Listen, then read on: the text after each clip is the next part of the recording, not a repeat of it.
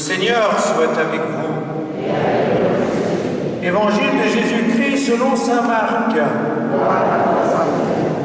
En ce temps-là, Jésus se mettait en route quand un homme accourut et tombant à ses genoux, lui demanda « Bon maître, que dois-je faire pour avoir la vie éternelle en héritage ?»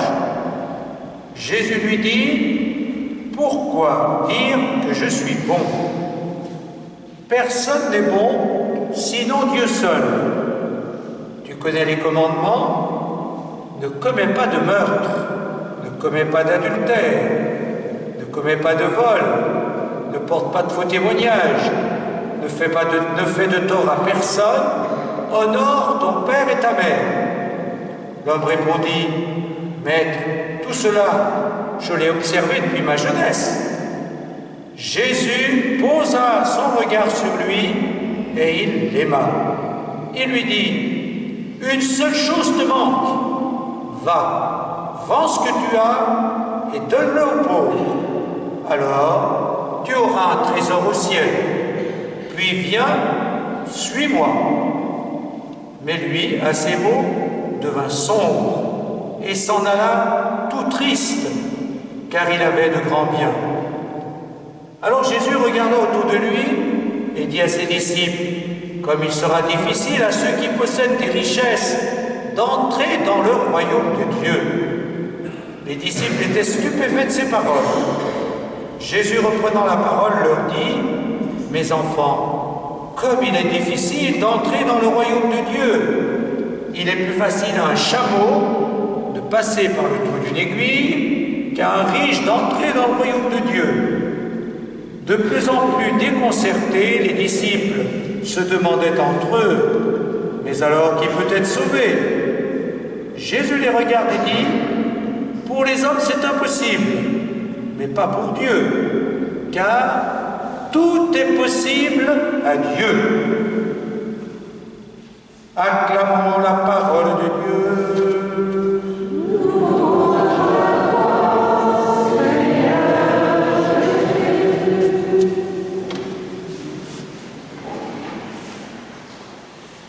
Tout est possible à Dieu. C'est ce que Jésus vient d'affirmer. Alors si tout est possible à Dieu, on peut s'interroger. Pourquoi Dieu n'empêche-t-il pas les guerres les plus atroces qui n'ont pas cessé de s'arrêter tout au long de l'histoire humaine, ces guerres qui ont fait des millions et des millions de morts? Pourquoi Dieu n'empêche-t-il pas les génocides? Pourquoi n'empêche-t-il pas la déportation et la destruction de tant de peuples, une destruction décidée par des dictateurs sanguinaires? Et puis pourquoi tous ces phénomènes d'immigration qui ne cessent, même en notre temps, et on le voit encore chaque jour? Pourquoi donc toutes ces souffrances? Et pourquoi, bien sûr, les maladies, les pandémies? Pourquoi la mort de jeunes enfants, la mort de jeunes enfants innocents? Pourquoi la disparition de tant d'adultes en pleine force de l'âge?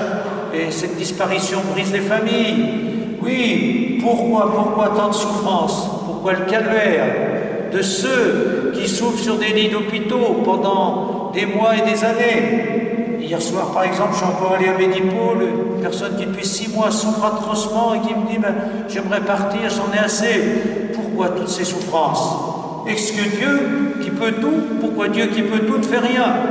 C'est le problème du mal, le mystère du mal, et ça nous interroge. Et surtout, pourquoi tous ces tremblements de terre, ces incendies, ces inondations, ces catastrophes naturelles? Si le monde était bien fait, pourquoi Dieu n'a pas fait un monde plus beau, un monde plus sûr? Pourquoi tous ces morts lorsqu'il y a toutes ces catastrophes? Et puis, bien sûr, pourquoi Dieu laisse-t-il des croyants tués en son nom? Pourquoi donc le terrorisme, ces violences au nom de la religion, au nom de Dieu? Pourquoi ce fanatisme? Dieu pourrait quand même arrêter ces fanatiques qui tuent en son nom. Et bien sûr, malheureusement, et c'était l'actualité de cette semaine, pourquoi notre Dieu tout-puissant, à l'amour tout-puissant, pourquoi a-t-il laissé tant et tant de prêtres, de religieux, de de laïcs chrétiens tombés dans la pédophilie qui a fait, pendant ces 70 dernières années, plus de 300 000 victimes. Ça, c'est vraiment un mystère incroyable, plus que choquant, plus que scandaleux. Pourquoi Dieu a-t-il laissé faire ceux qui se réclament de lui? Pourquoi les a-t-il laissé faire ces horribles crimes?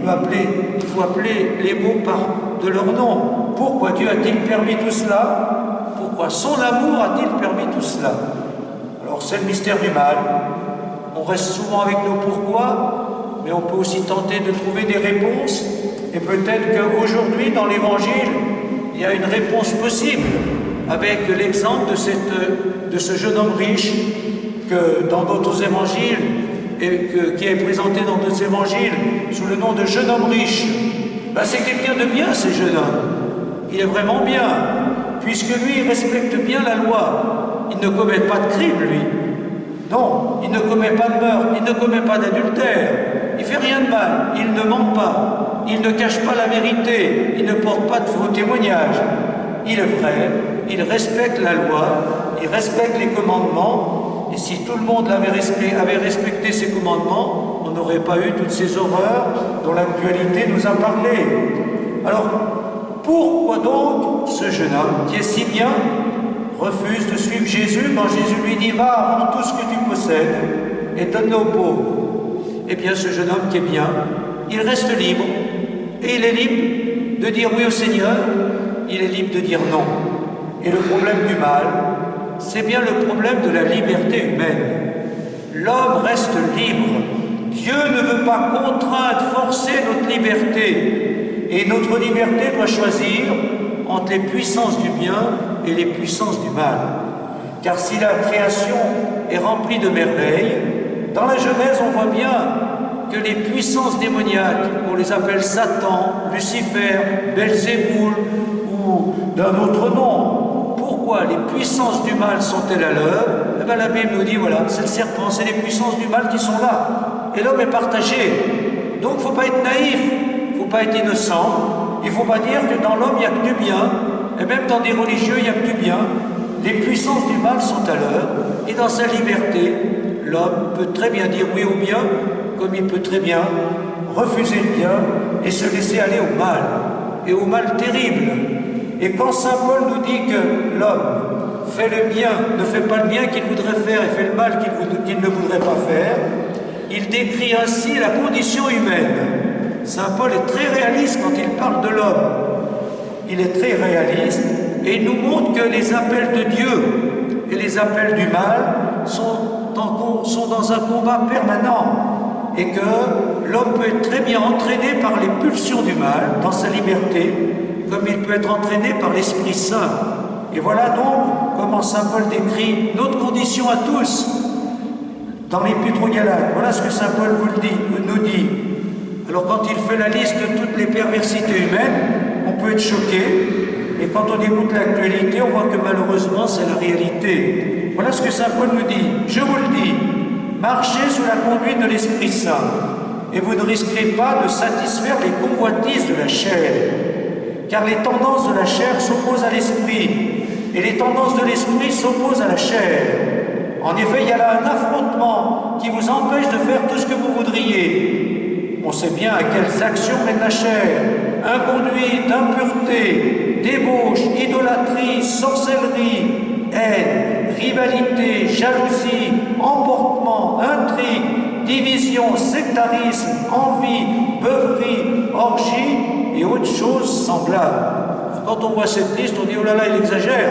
Malheureusement, quand on voit les films, les romans, quand on voit même l'actualité, eh bien, voilà, ça existe. Il ne faut pas être innocent, il ne faut pas être naïf. L'homme vit un combat, le combat spirituel.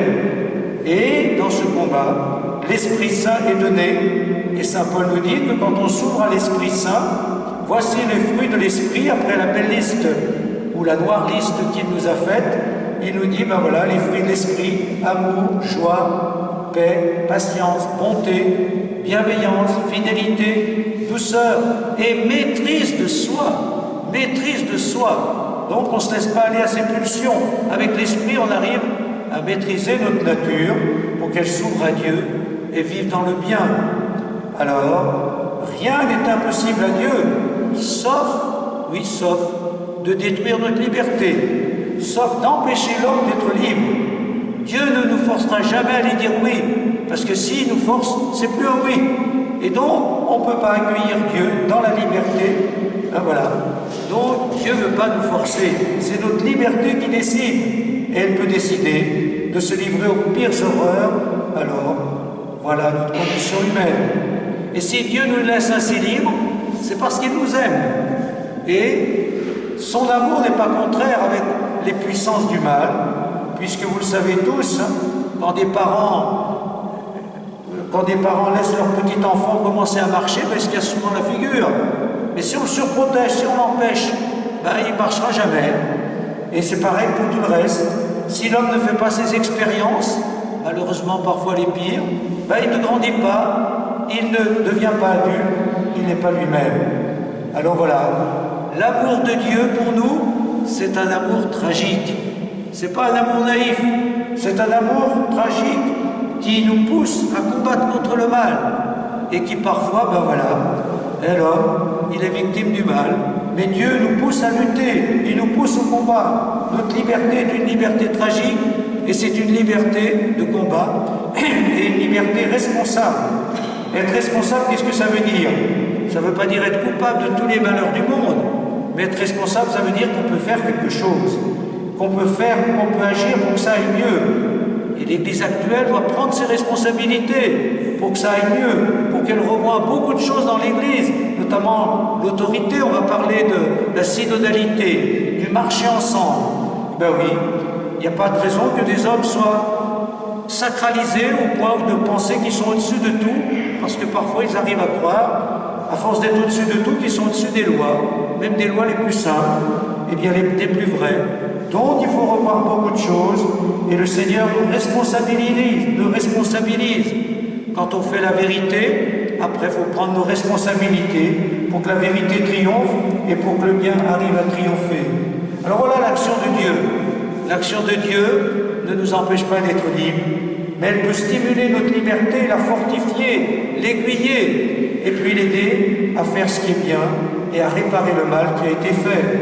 Alors aujourd'hui donc, tournons-nous vers ce Dieu. Tout est possible à Dieu, sauf de détruire notre liberté. Mais quand notre liberté s'ouvre à lui, eh bien, l'impossible devient possible, c'est-à-dire que le bien peut enfin triompher du mal.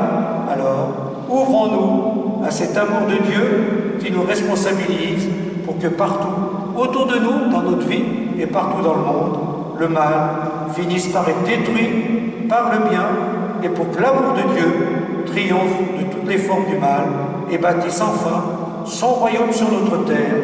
Amen.